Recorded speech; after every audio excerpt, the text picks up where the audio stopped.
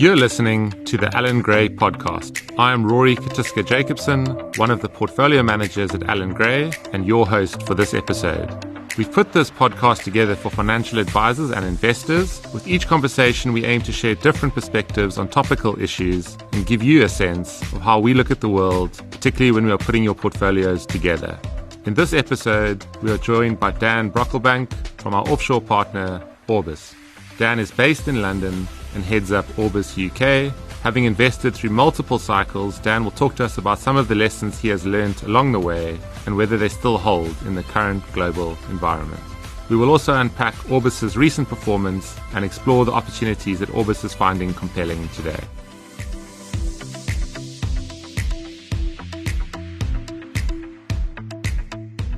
Dan, firstly, welcome back to South Africa. Thanks very much, Rory. It's great to be back here. Somebody reminded me last night that I was last here in November 2019, and that's not an awful long time ago, but a lot's happened since. It feels like the world has changed a lot. The world has certainly changed a fair bit since I was last here. Just, Dan, perhaps for the listener who isn't familiar with Orbis, just who is Orbis and what makes them different? Sure. So Orbis is Allan Gray's offshore partner. Founded in 1989 by Allan Gray and his son William. We manage equities on a global basis, and more recently we've started managing some fixed income in a balanced portfolio as well. And really we take the same investment philosophy that you and your listeners will know from Allan Gray, but apply that to global equities in markets around the world. 1989, you said, and you've been at Orbis for 20 years. I mean, 20 years is an extremely long time. I think some millennials have changed jobs 3 or 4 times in that span. So, how do you kind of not only stick to the same industry, but the same firm for that long? Yeah, thanks, Rory. You're making me feel old. I keep getting reminded of that on this trip. But firstly, it's not my first job. It's actually my second job. I trained as an accountant beforehand. But I was doing that during the dot-com bubble. And I'd always been slightly interested in investing. But during the dot-com bubble, working for an accountancy firm, you could see this sort of crazy stuff going on. And I had this interest, and once the bubble had burst, I knew I couldn't be an accountant forever. And when I discovered Orbis and the investment philosophy, to me it was a bit of I know it sounds a cliche, but it was a bit of a light bulb moment, because it was an investment philosophy that could explain how these big bubbles can happen, and also what it takes to be able to invest long term, not get caught up in those. So the real reason I've stayed for so long is because I just enjoy it. I was very lucky to find and be able to do something I enjoy. But to stay, I guess, in one firm, it's because it's always been interesting for me. The people in there have always been people I admire and respect. It's always challenged to stay on my A game by the people I'm surrounded with. And also, my role has also evolved over time. I haven't just done one thing for 20 years. I've been doing different things along the way. So it's just always been interesting. The firm's been client-centric, which chimes with how I think about things. But above all, it's being right at the front seat of the investing world, and that's interesting to me. I mean, that's really interesting. I guess you went from accountancy. Did you find Orbis, or did Orbis find you? So I went looking for the investment world, but Orbis was very unusual in that it looked for accountants to come and work, because Allan he was a very strong believer in that we've got to build a firm up from people who haven't been in the industry for long periods of time. He wanted people who thought about investing first and foremost from a business perspective. As I'm sure you know from the investment philosophy, really what we're trying to do is figure out the value of businesses. And to do that, you need to have some business toolkits. And the accountancy qualification is kind of useful as one of those. So I went looking, but Orbis was also pretty unusual in the fact that it looked for recently qualified chartered accountants, because it fit this idea that Allan and Will had for building out the team long term. Yeah, I guess there's a big focus here as well on building your own timber, kind of teaching people about how we think about investments and why we're different. On that note, sorry, I don't want to harp on your 20 years, but I mean, what are the big lessons you have learned over those 20 years? Look, I think the big one I read about sort of before I joined, but you're just constantly reminded of it. And I think the big lesson, and the most important lesson I think all investors have to learn, is that as humans, we're not designed to be good investors. It's a very unnatural thing. And so I think until people truly recognize that our instincts quite probably are pulling us in the opposite direction to what we need to be doing to be good at investing, until people really internalize that and really factor that into how they work, I think it's really hard to be successful at investing. So I guess the biggest investment lesson is just a deep appreciation of that. And it's like a constant reminder of how we're pulled into the short term, we're pulled into popular areas of things. It's just part of our inherent survival mechanism as a species. But all of those things are terrible from an investing perspective. Yeah, it's a really interesting point. I guess, if you look at something like engineering, knowledge is cumulative. We kind of compound and we build on successes of the past, lessons from the past. But as you highlight, in investing, we seem incapable of learning from the past. Can you just maybe unpack a little bit more about why you think that is? I think there are a number of reasons. As I look back over 20 years, every 20 years or so, you're getting a whole new cohort of people coming into financial markets. And they typically come in their 20s and their 30s when, let's face it, we're inclined to be a bit arrogant and think we know best. Even though you can read and study from a textbook, it's very hard to really deeply appreciate how your instincts are going to pull you in the wrong way until you've done it a bit. And so you're always getting new people coming into the markets, and there's always a little bit of having to learn the lessons the hard way. And so there's just this sort of constant cycling in of new experience or inexperienced people as kind of the older people as either retire or obviously pass on. So that's, I think, one big factor. The other thing that I think makes this quite kind of powerful is that so periodically a new technology comes along in some shape or guise.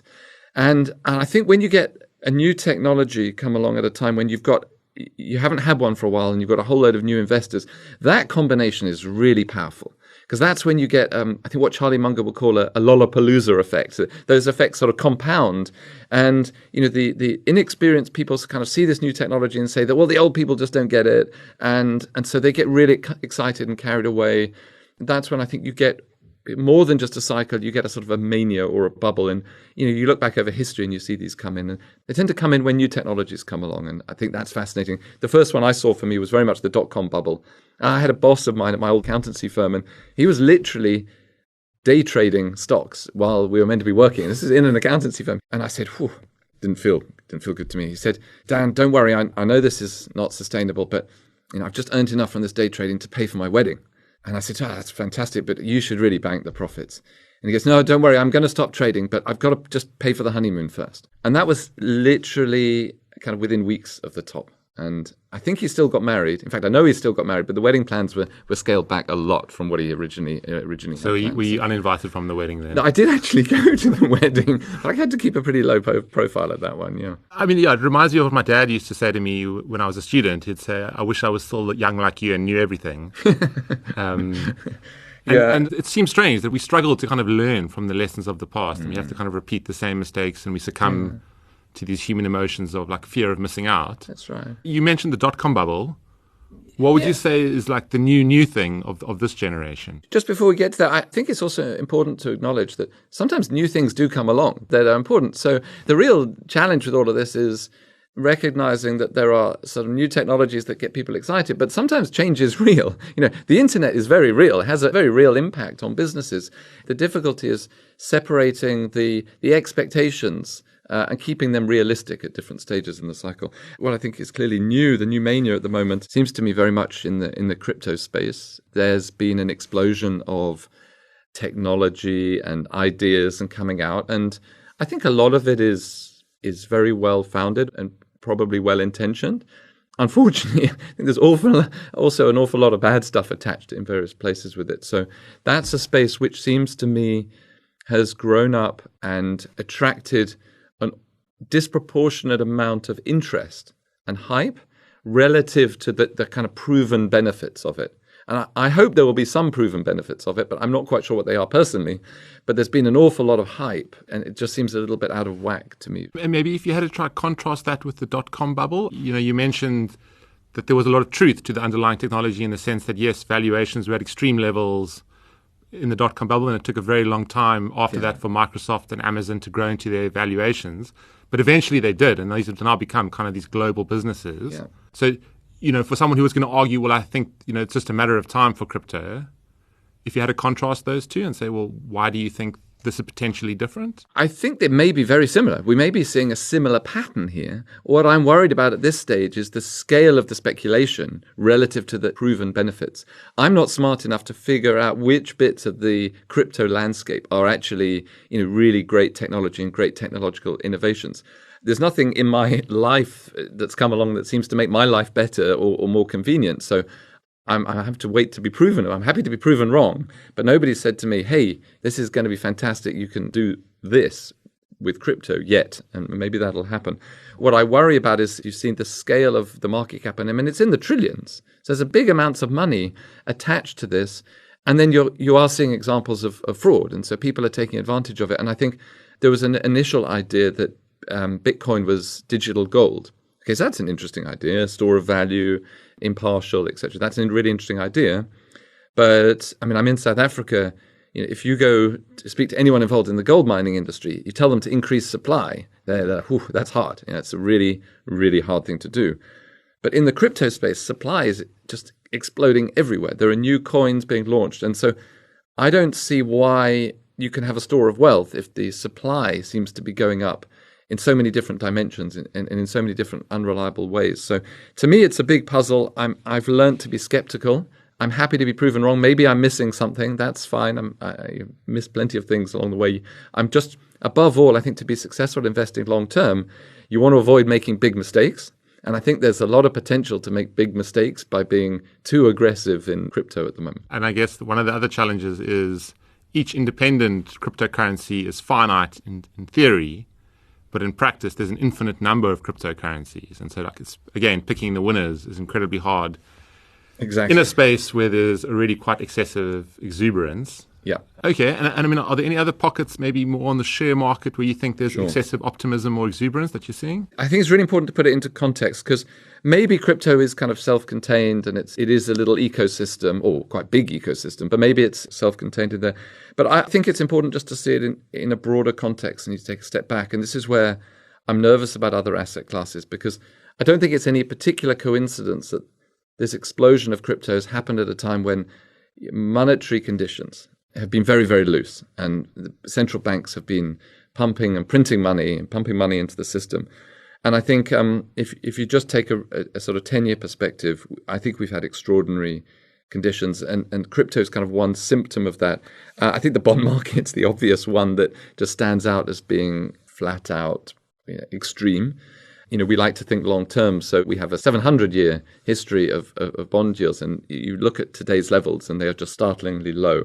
That's another one. But I think that has developed, that sort of infects, if you like, equity valuations, because lower interest rates means that companies that have earnings and cash flow a long way into the future are theoretically more valuable. Until really the start of this year, we've seen a long sort of boom in high growth companies, technology companies in particular, that rationally are worth more when interest rates go down.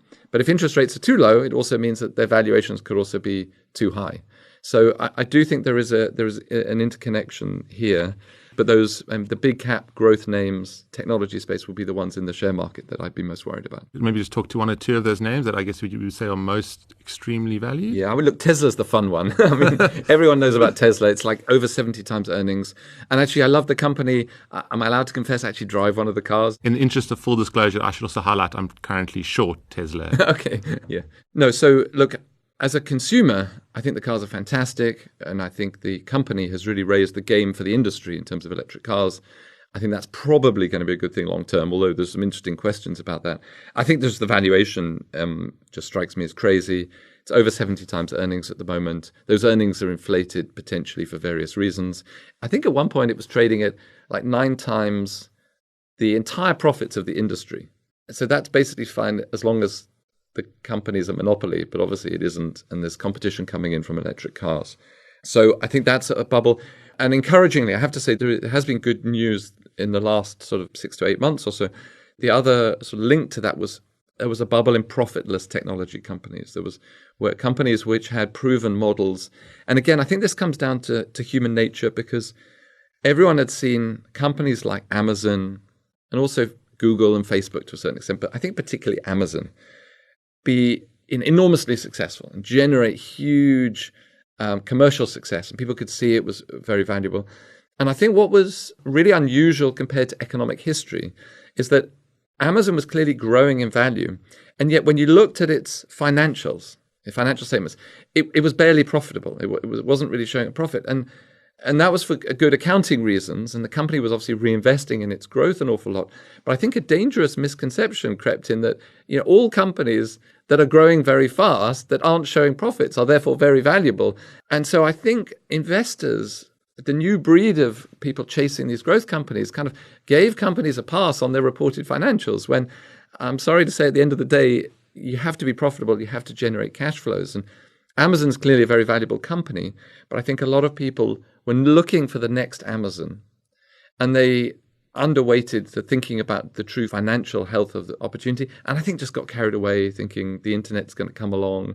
Everyone started valuing companies based on their total addressable market, which is akin to 20 years ago when people were valuing companies based on the eyeballs looking at websites and things like that. Because, as we all know, the size of a market doesn't affect the valuation of companies in there. It's how competitive that market is and how much profit each company can earn. So, the other thing that's also been, I guess, a bit of a freebie, if I can call it that, in this market has been all of these companies have been able to use share-based payments to reward their staff. Yeah.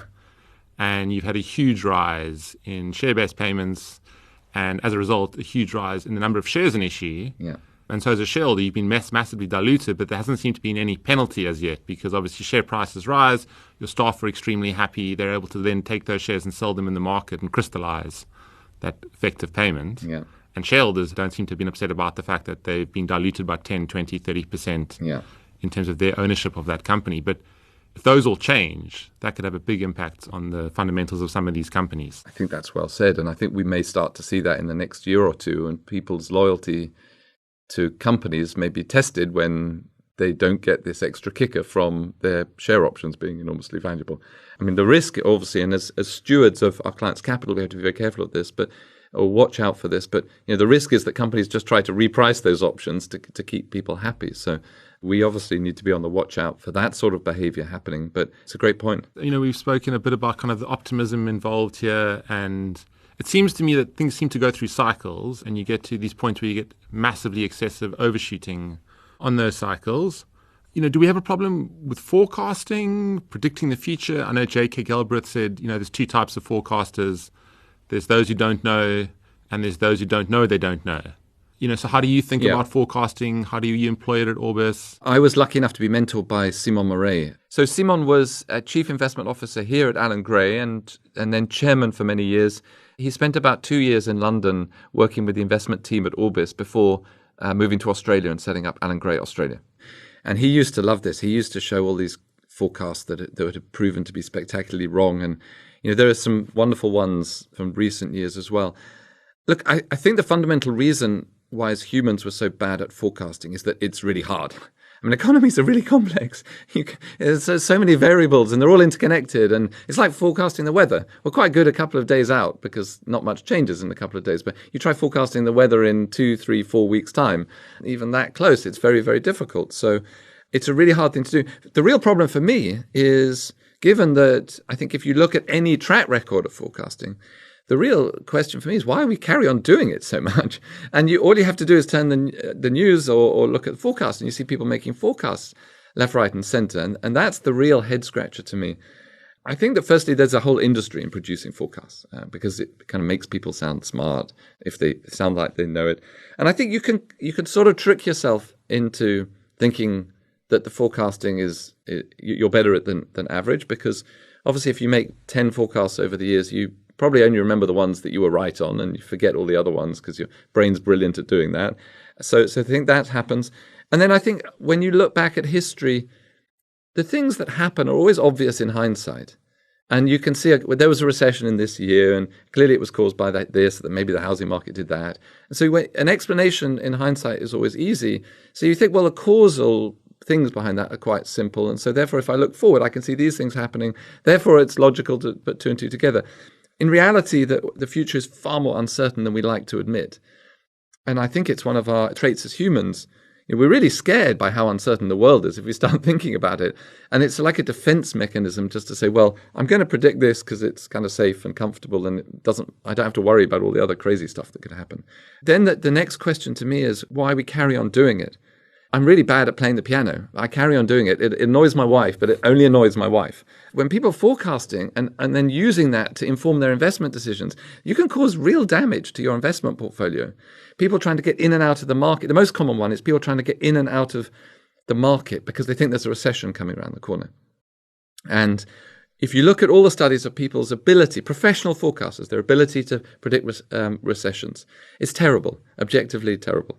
But yeah, I think people try and do it because they want to avoid the big down markets that happen typically around about the time that a recession happens.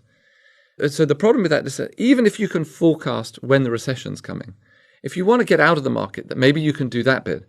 But then you've got to get back into the market at some point in time during the recession, just before the market stops worrying about the recession and starts thinking about the recovery.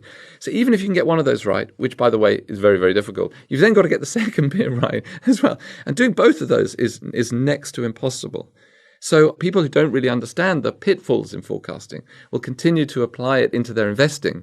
And that can get really expensive, unlike my piano playing. I think worrying about kind of what the market's going to do in any year probably is pointless, it's fruitless. At the same time, I think as investors, you do have to think about what the future is going to look like, because you can't invest just based on the view of a company today. And yeah, this is an absolute conflict. I recognize I'm in some ways completely contradicting myself. But what I think you can do as an investor is wait for kind of extremes in cycles to emerge. And I think then you can lean into them by taking a different perspective, or you can look out for inflection points when things may be changing or people are too pessimistic or too optimistic. So I don't think of those as forecasting per se, because I'm not trying to say that GDP is going to be this or the market is definitely going to do this. But what you can say is that the market is pricing in a really bad outcome here. And it's probably the balance of probabilities that things are going to turn out better than that. And so that's how I think you can think about the future and apply it to your investing. So I guess what you're trying to say, if I understand you correctly, is you don't know what the trajectory of the cycle is and you don't know when it's going to turn, but you can have a greater degree of confidence as to where you are in the cycle. And you can say, well, as things stand today, they're extremely depressed. That's right. And there's a lot of negative sentiment. Or as things stand today, it's extremely buoyant and there's a lot of excessive optimism. Basically, yes. But I don't think you can't be certain where you are in the cycle. But I think what you can know is when you're at an extreme. And I think figuring out when you're at an extremes of sentiment or growth or interest rates or things like that, that can be helpful because it can help inform your view. So we've spoken a little bit about, one or two points where we think there's excessive optimism, where we think it's at an extreme, some of these tech stocks. If we flip it, like where's Orbis as a result finding opportunity?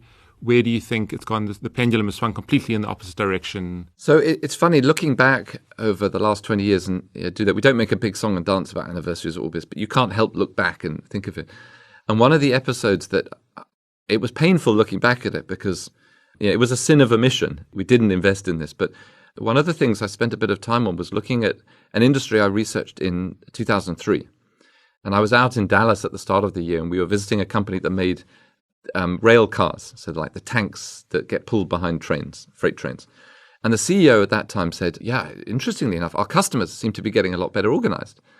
And that was an interesting one at the time because those companies, the share prices were very lowly valued. People thought that railroad companies at the time you couldn't invest in them with any credibility because they were so poorly managed. And we didn't actually invest in them, which was the painful bit, because his observation was right. They'd all got themselves organized and they had started to put prices up because they were no longer chasing volume growth and trying to defend market share. And they took the extra profits and cash flow that was generating and started giving that back to shareholders through dividends, but also through share buybacks. And the real advantage they had was because sentiment was so depressed, because they'd had 30 years of being a shambles as an industry. Sentiment was so depressed. All of those buybacks were incredibly accretive because they were buying shares back at a very low price. And that industry went on, an index of railroad stocks from 2003 to today outperformed the US market, not just the world index, outperformed the US market by about 5 times. Oh, wow. So there was just this extraordinary development in the stocks. And it's painful because we didn't invest in them and we were very close. But a couple of lessons from it I think are really relevant today. And the first is that you can have that level of outperformance from an industry that is incredibly capital intensive. And I mention that because in the last few years with the technology companies and the high growth companies, the so-called kind of high quality franchise stocks doing so well in the market, a bit of a mantra seems to have grown up, and I don't know if you've heard it here, but it's certainly been echoed around London and other markets that all you need to do to be successful as investing is earn high quality companies that earn high returns on capital and are capital light. And so everyone's kind of running around trying to be that sort of manager and find those companies. And yet the most capital intensive industry out there has outperformed the US market 5 times over the last 20 years.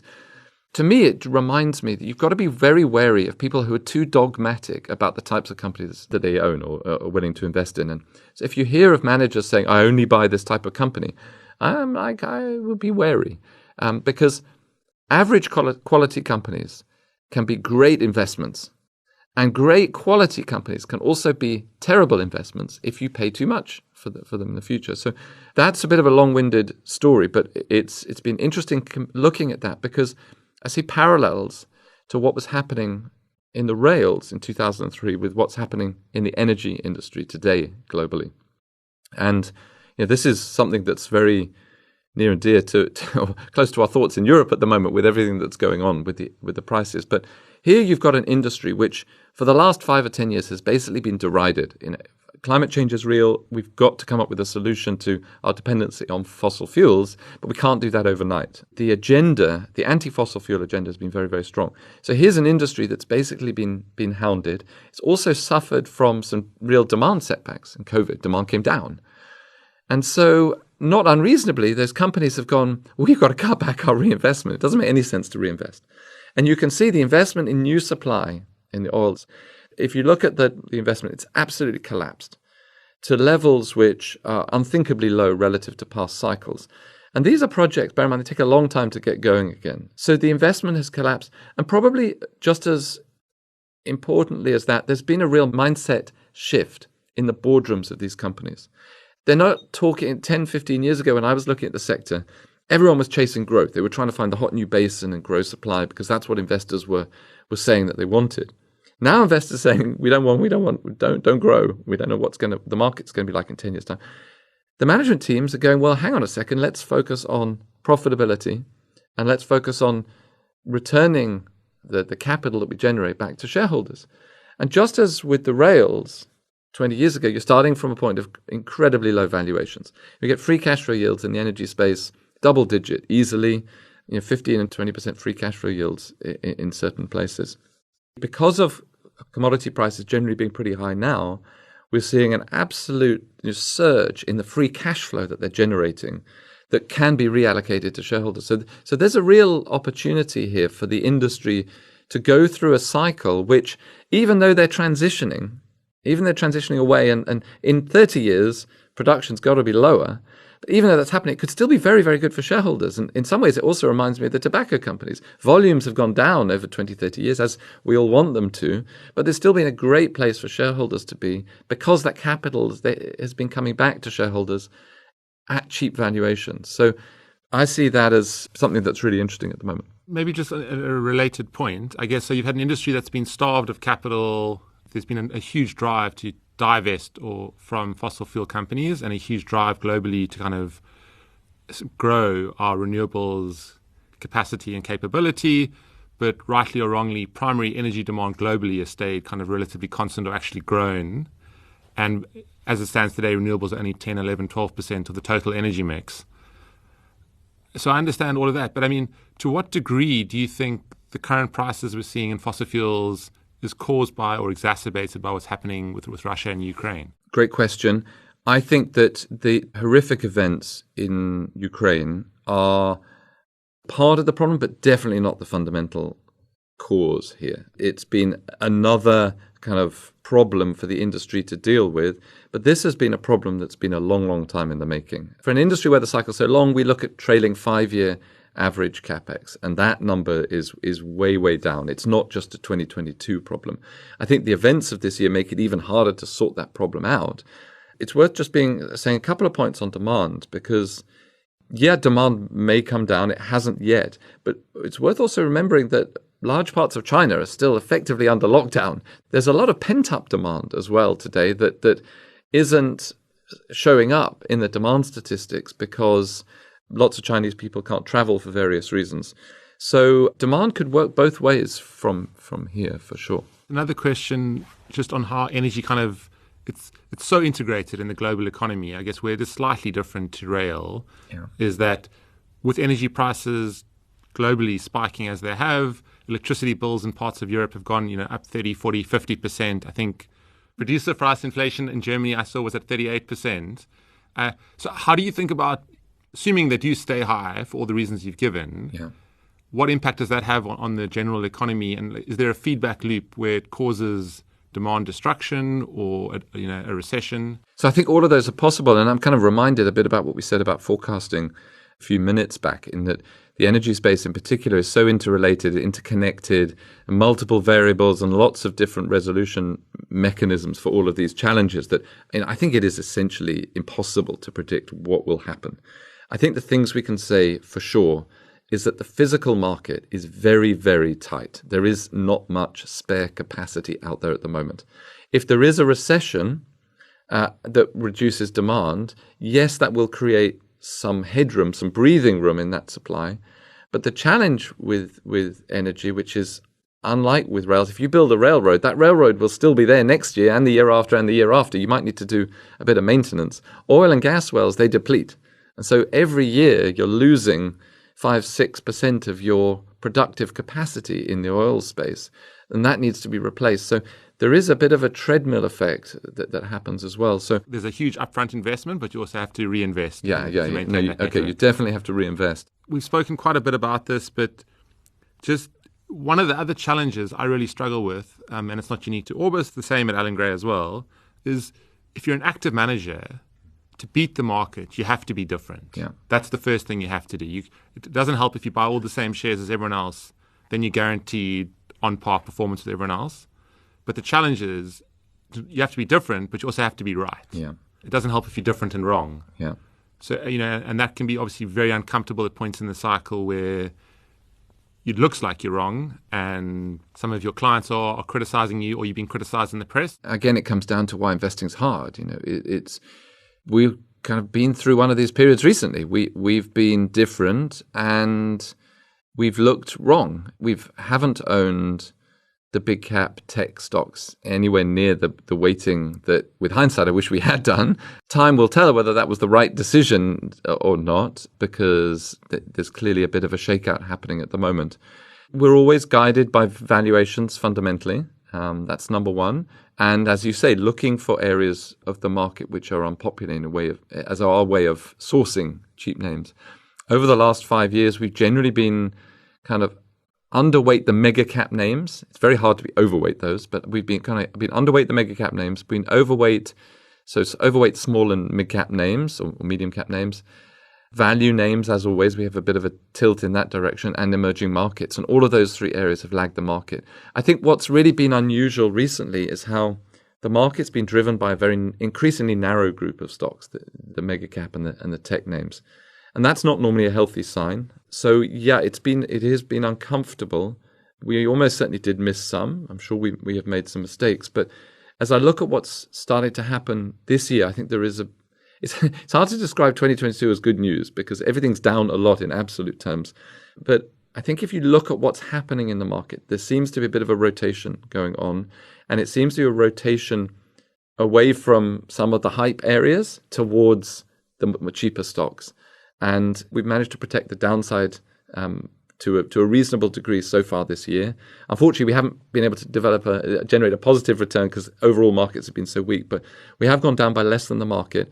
And that does seem to be because it's the cheaper stocks that are doing better. The names that have been difficult to hold for a while have started to outperform. So I think in the short term, it's encouraging to see how that market is starting to rotate.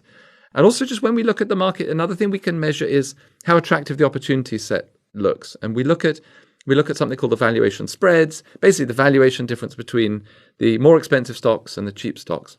When that valuation difference is getting wider, that's normally a really tough environment for us. But when it narrows, that's normally a great environment for us. And what we can see at the moment, and the nice thing about that is that it's a sort of objective measure. It's produced by our quant team. And so you can kind of just look at the chart and it's very black and white.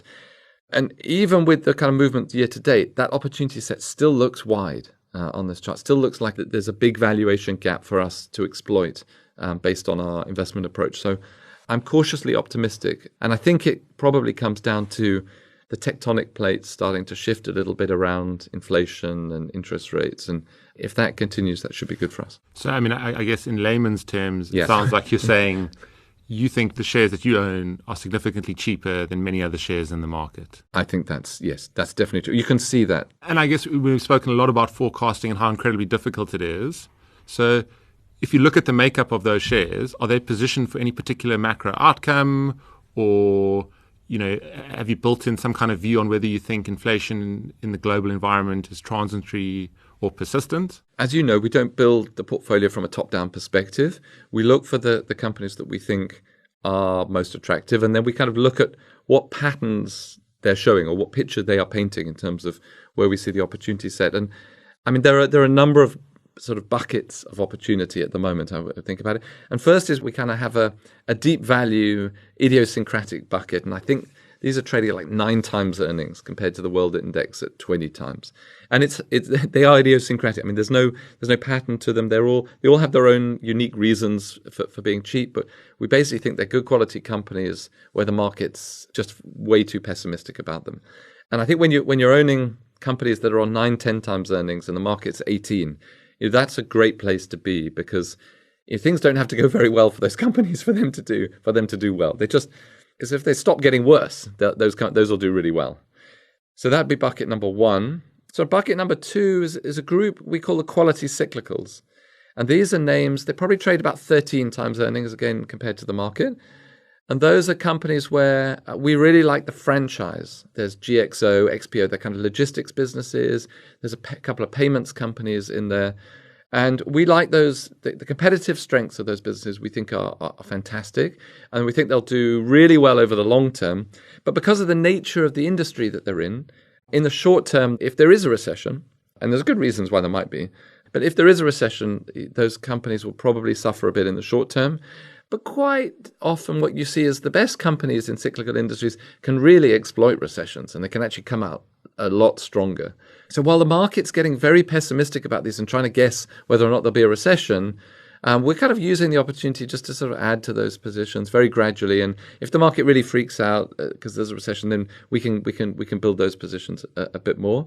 The third bucket would be everything around the energy and the energy infrastructure names, where they're, again, single-digit PE multiples.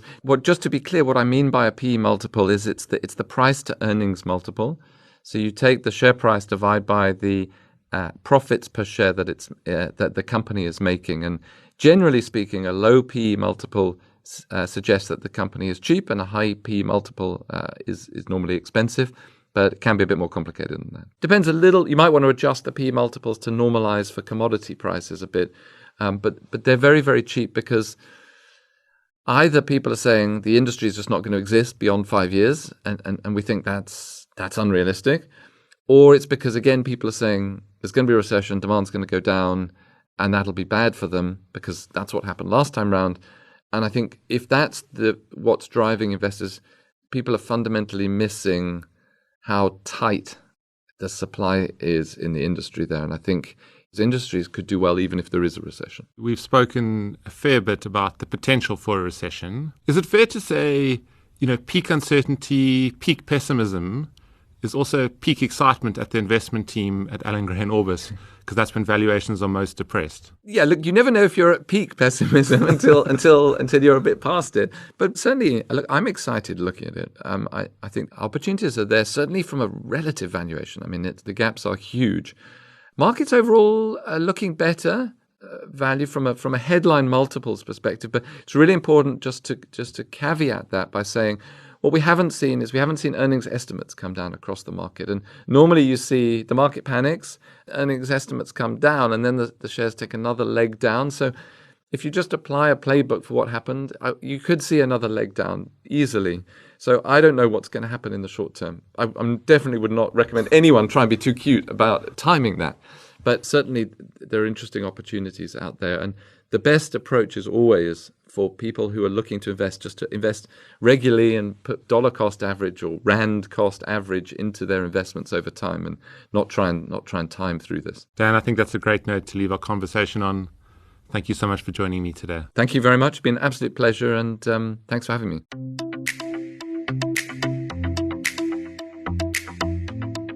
Thank you to Dan Brocklebank from our offshore partner Orbis for joining me, and thank you for listening to this episode. We kicked off the conversation by reflecting on some of the lessons Dan has learned about investing and how they can be applied to the current environment. We also looked at what may lie ahead and the opportunities Orbis is finding attractive in the current global opportunity set. We always welcome your feedback, suggestions, and questions. So please drop us an email on info@allengray.co.za if you would like to share your perspectives. Finally, please remember that Allen Gray is an authorized financial services provider. To view the terms and conditions, explore the latest investment insights, and to find out more about our product offering, please visit allengray.co.za. Until next time, I'm Rory Katiska Jacobson from Allen Gray. This podcast was produced by Volume. Thank you for listening.